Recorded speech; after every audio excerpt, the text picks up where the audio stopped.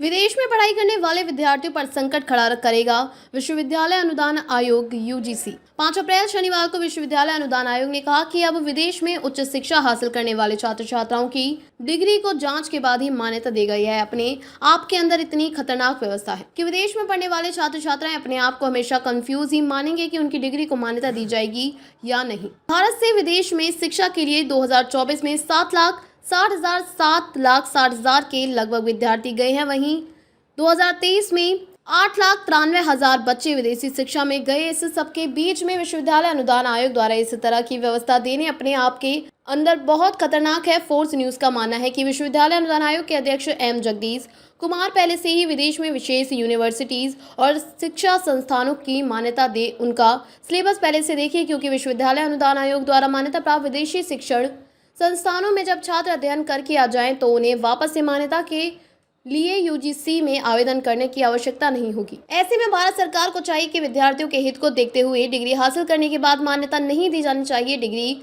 हासिल करने से पहले ही कौन सी यूनिवर्सिटी में पढ़ना चाहिए ये बता दें।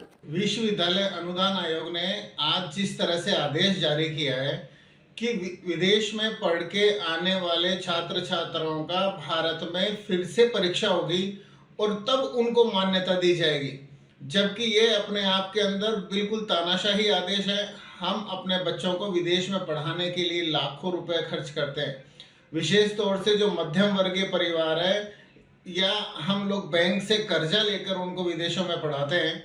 ऐसी स्थिति के अंदर यदि बच्चे वहाँ से पढ़ के आने के बाद में हिंदुस्तान में डिसक्वालीफाई हो जाए तो फिर क्या करेंगे?